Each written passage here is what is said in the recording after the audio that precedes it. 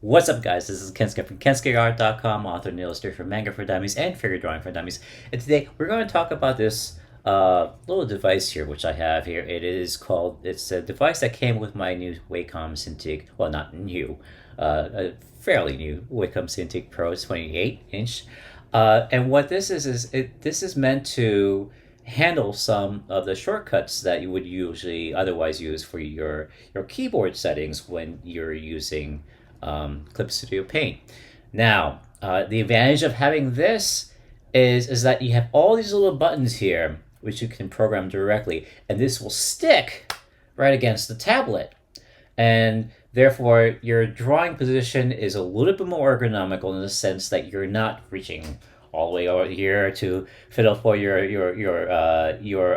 shortcuts. You have everything right here, compact, right on your screen, and with little arm movements, and you can have your artwork right in front of you. Now, the downside is if that does not come with your other tablets that are less expensive. This I think retails for about $100. I was a little bit skeptical, I always use it. I've been using it as a keyboard all these years for my freelance work. Why do I want to change it? Well, I wanted to give it a shot anyway, and after a couple of tries on programming and adjusting to which functions I really wanted to use, I was actually pretty surprised. I actually found it quite useful to use. And so today I wanted to share with you what were my priorities in how I use my workflow and what kind of shortcuts I decided to assign to all these little cute buttons here. And they are many. Don't let them intimidate you. It's it's really, really good. So without further delay, let's get cracking.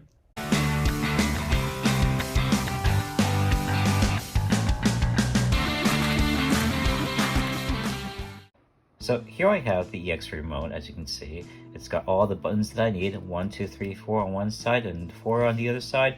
1, 2, 3, 4, 4 in the center, and you have 1, 2, 3, 4 on the top, including the center button, which switches to different toggle modes. I haven't explored that quite yet, but I wanted to go ahead and just explore the basic necessities that I need to make this Express remote work for me.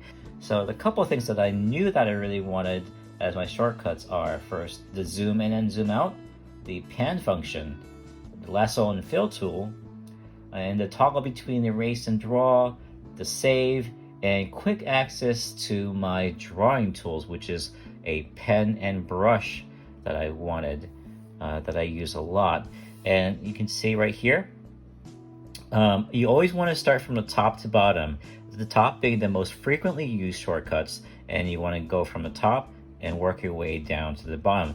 And if you're if you're right-handed when you're using your remote, you're going to use your left hand to access all the features. So these features will need to be the more prominent features will be closer to your thumb.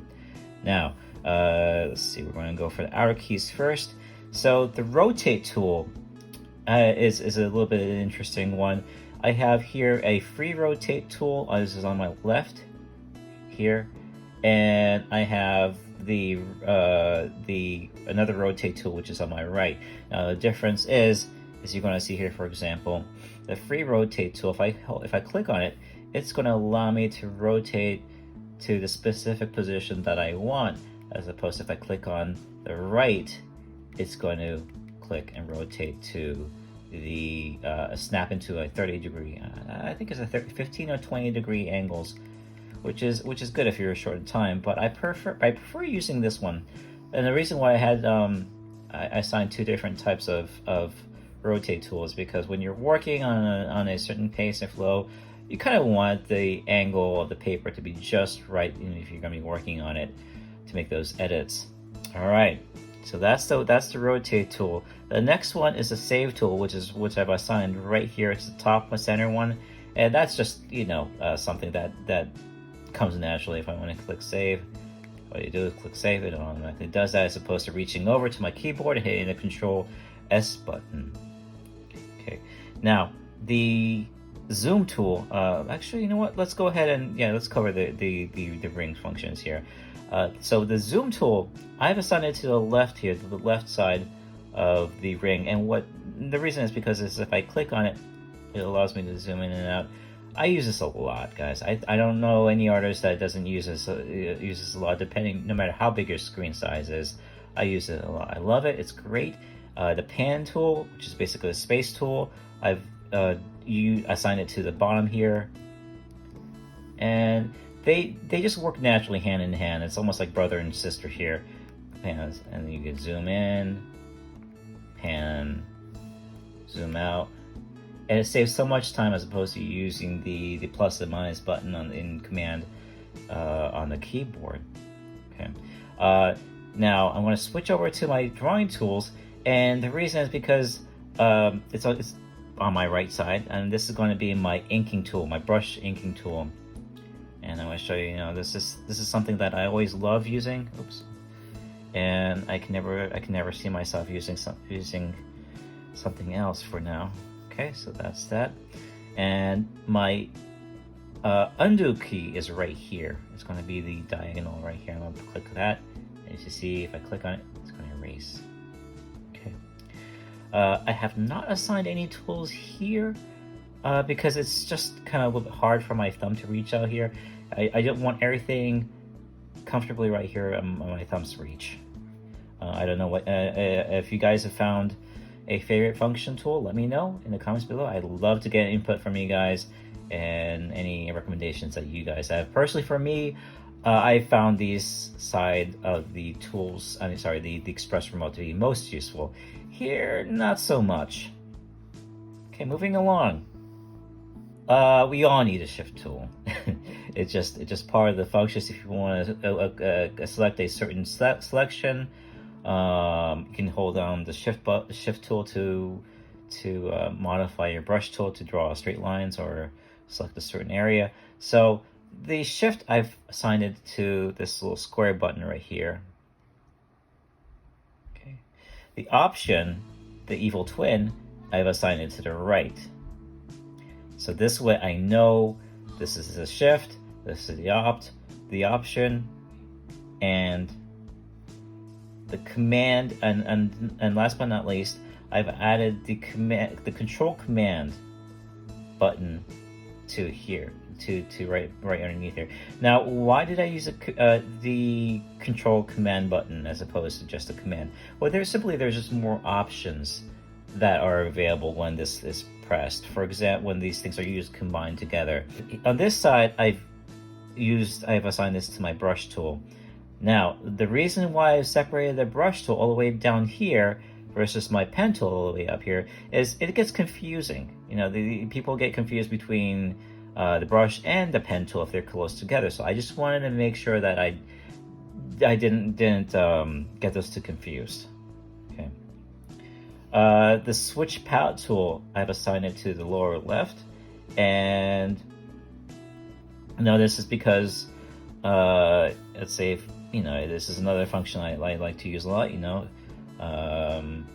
Let's see if I can move this over here just a little bit so you can see.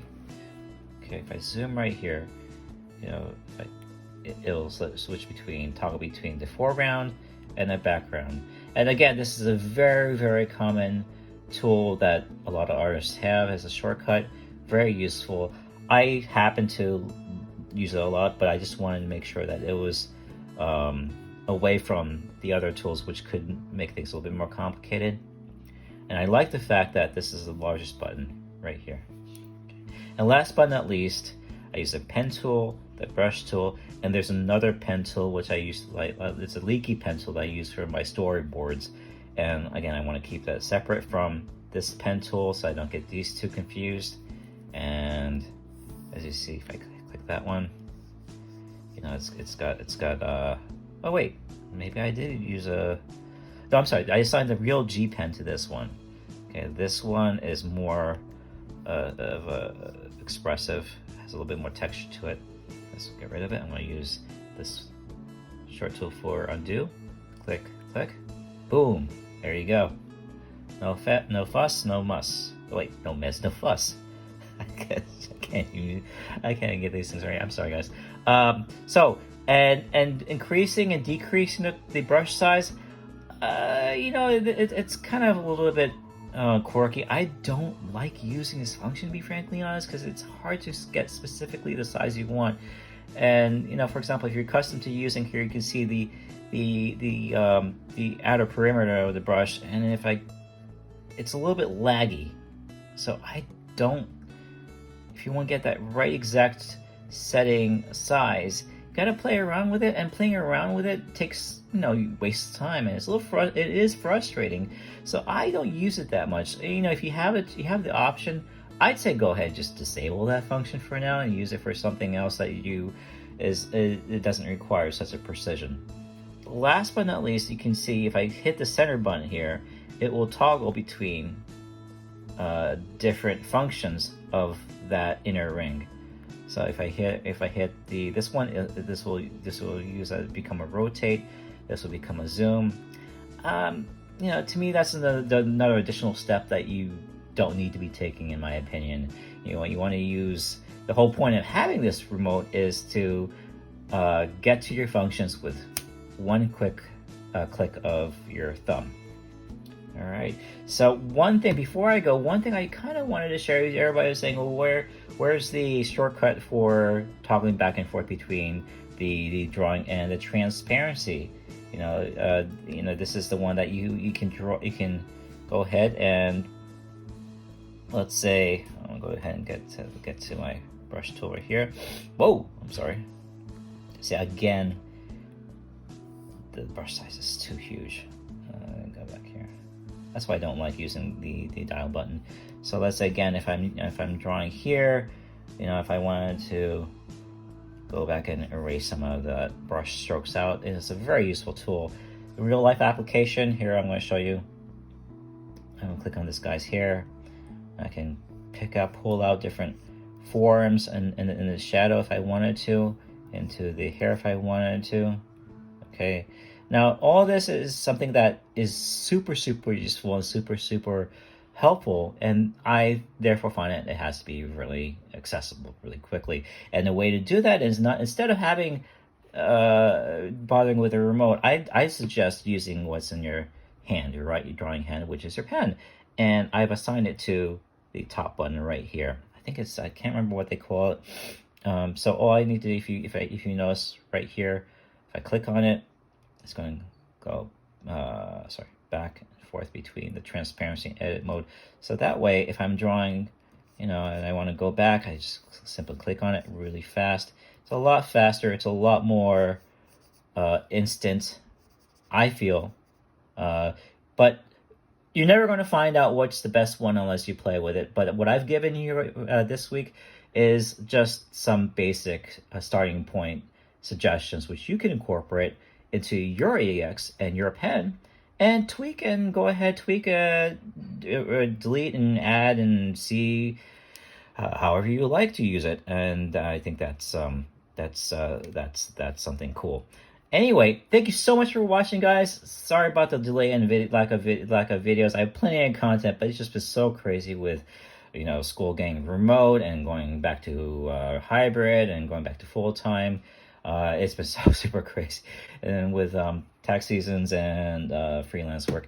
So don't worry, guys. Sorry about that. We're going back to one video a week starting this week, and there's going to be plenty of more content that you won't want to miss. So again, thank you so much for watching, guys. If you like this video, found this useful, do hit the like and share button, and don't forget to leave your comments below.